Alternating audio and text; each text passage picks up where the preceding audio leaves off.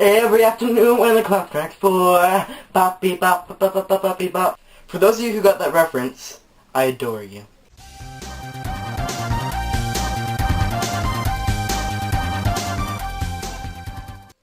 Hello, I'm the PJ Gamer with a slightly different haircut.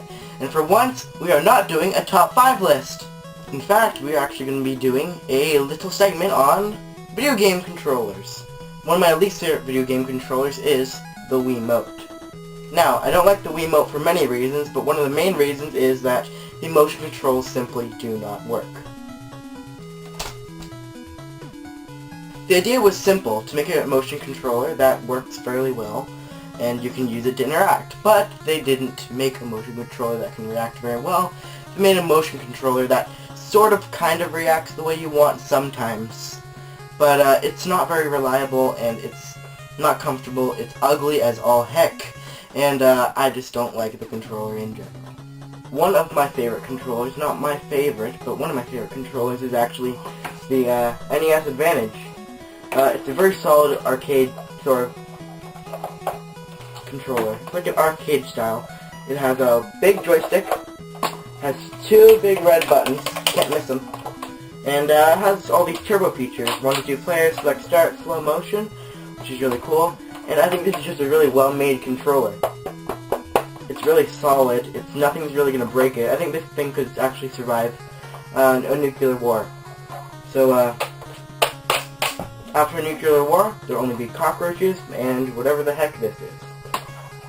So yeah, that's why it's one of my favorite controllers. Now, call me crazy, but I actually really enjoy the N64 controller. This one actually has a memory card in it. But it works really well. So, it's very reliable. The joysticks do get a little bit loose. You can probably see mine's a little bit loose. But, the buttons and everything are really responsive, and, just the joystick, the 3-prong design, you have 3 places you can hold on to. I think that was a good move. A lot of people don't like this controller, but I think it's really comfortable. And no, you're not supposed to hold it like this. So yeah, call me crazy if you think it's a bad controller, but I think it's great. Crazy. Alright, I have one more sort of interesting controller. Not really good, but this. The Power Glove. A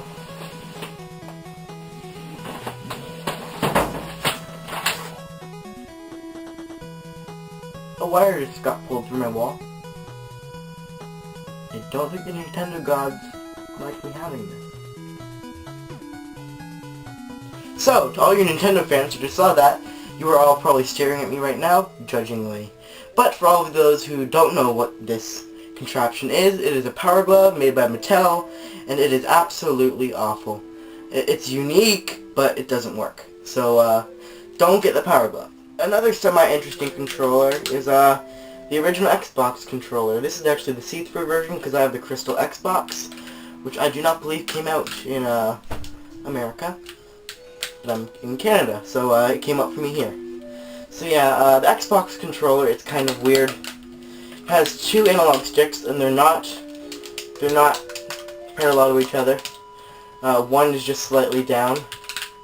There's 4 buttons, A, B, X, and Y. And it's interesting, but it's just not the thing that I want. And my all-time favorite controller is the NES controller. I'm pretty sure all of you have already seen the NES controller, and how blocky and how uncomfortable it looks. In fact, my hands are kind of big for it. But you know, it's a standard. A D-pad, 2 buttons to start and select.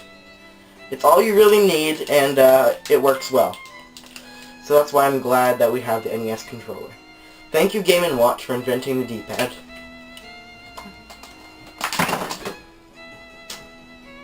Man, that controller's light. So, thank you guys all for watching. I know this hasn't been one of my most interesting videos, but you know, I'm tired.